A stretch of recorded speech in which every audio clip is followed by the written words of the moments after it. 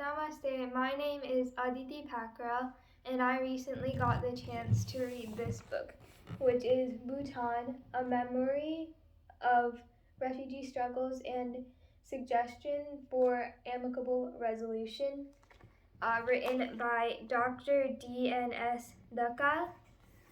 First, I would like to state the things I liked about this book. I think it presented a lot of information in a very, I don't want to say edible, but edible way. It was very easy to digest.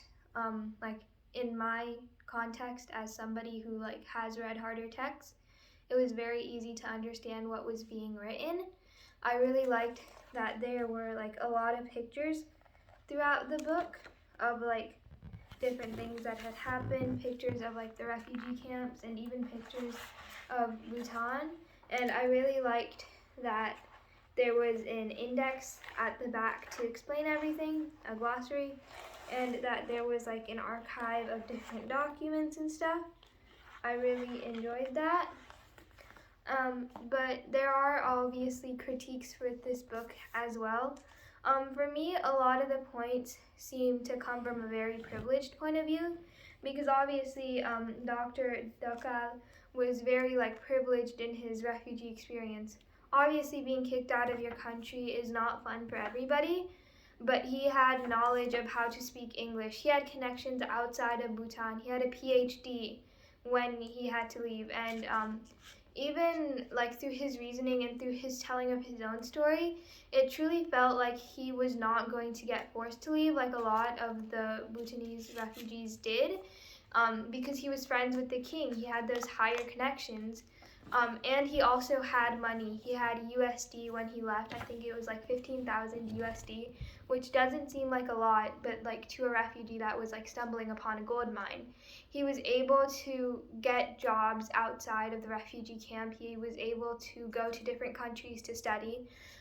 So his refugee experience, it feels like it comes from a very privileged point of view, and I was really disappointed that he did not talk about what an average refugee went through, because obviously not everybody who came out of Bhutan was a college educated person. Most of them, as he explained, were farmers. So they really did not have that skill, and when they were placed into a refugee camp, they couldn't use the skills that they had because there was no room to farm. They were basically left to figure out what to do, and it really felt like he came from a very privileged point of view. Also throughout the books, a lot of the arguments don't really seem to be completely fleshed out. It seems to be a half-baked cake. So there are some good arguments and there are some good things, but it feels like that topic ends way too quickly.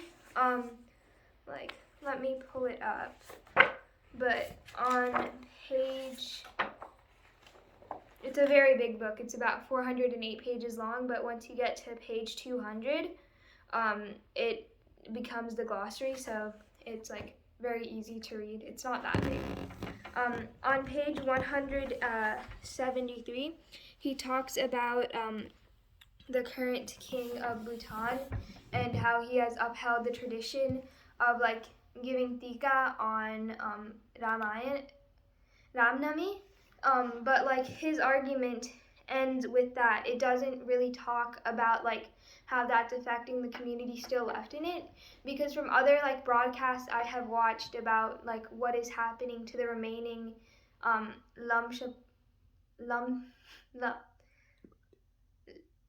Lumtepa Bhutanese in Bhutan, it really feels like they cannot express themselves. They cannot express themselves religiously, because if they do, they will be forced out of the country or they will be put into prison. I watched a news report, I think it was in Australia news channel. I can find out the link and put it in the description, or I can link it. But in that news channel, they had to completely hide the identity of the person who's talking about their experience, because if they did not, the Bhutanese government would go and find that person, and they would either be kicked out, their family would be placed into trouble, or they would be put into prison because they spoke out. And it felt like he really did not talk about the king in fullity, in the full thing. And it also states here that some 7,000 Bhutanese refugees in Nepal are anxious to return home to Bhutan.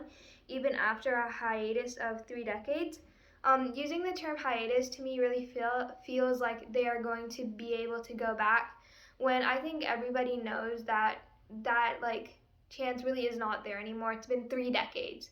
I've lived a life where I have never even stepped foot into Bhutan, and I know like my younger uncles, they like were in Bhutan for maybe their first year of life and then they left. So there's this whole generation that grew up outside of Bhutan. If the king really wanted to fix his wrongs and really help the community that had been forced to flee, then he would have let them back in as soon as he gained power, as soon as he like took over the role of monarch. And I don't know how long he has been monarch. I think he came into power in like 1990s or early 2000s, but he still has not done that. So to me, it really feels disingenuous talking about this without presenting the other side. There is also, on page 74, he talks about business and entrepreneurship. And in this, he writes, entrepreneurships in the area where the resettled Bhutanese sometimes lag. The overwhelming majority of Bhutanese refugees were subsistence farmers in their former lives or were born in refugee camps and survived there, in some few cases for many years. So he talks about how only a couple of families had the like privilege or had the ability to run stores, and about how like entrepreneurship within the Bhutanese community has lagged behind because of that. For me, I don't really see that, especially where I live. We have a very like affluent Bhutanese community, and I might be coming from a privileged point of view in this because we live in a community that's very welcome to the Bhutanese. But ever since I was little, I remember going to the Nepali Bazaar and getting kurkure. So I see that entrepreneurship everywhere that I go. They just opened a pizza place that's completely run by Bhutanese individuals here in Pataskala.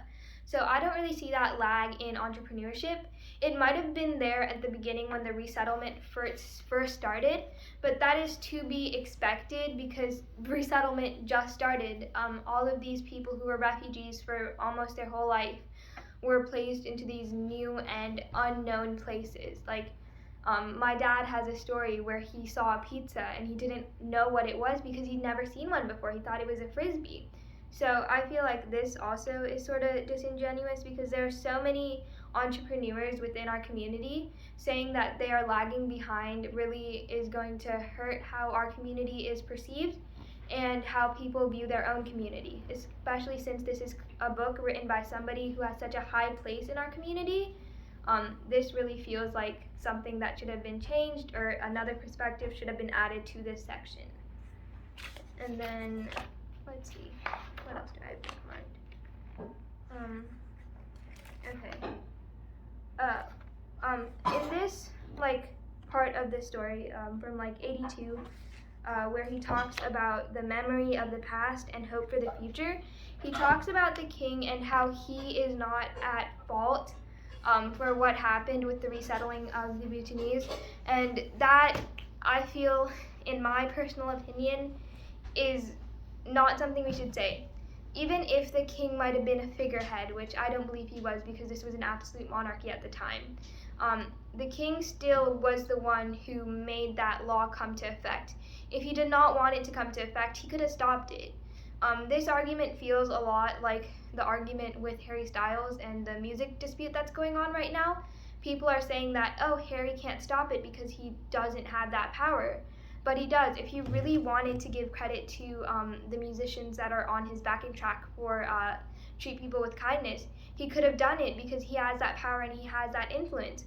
If the king of Bhutan at that time really wanted to allow the Lumsapa, I'm pronouncing that wrong, very sorry, Bhutanese to stay, and if he wanted them to continue to be a part of Bhutan, he could have done it because he had that power, he had that influence. He was the king, for God's sake, and he didn't do it. By placing the complete blame onto the prime minister, he is ignoring the fact that the king also had something to do with it This might be because he has a personal connection with the king. He talks about how he used to hang out with the prince and how he used to bring a lot of ideas to that because he was a doctorate student and he did get his PhD. So it feels like he has something to go through where he has to realize that the king can also do bad, probably because he was friends with them, and it's very hard to see that somebody you care so deeply about is doing something bad that is affecting you and your family. Other than that, this was a very well-written book. If I was writing the book, I would really look to the perspective of the other Bhutanese community. It was a lot of his perspective, and I really would like to see a more 360 point of view of what is happening. I know this is supposed to be a researched thing to back his opinion. I think that was the point of writing this book.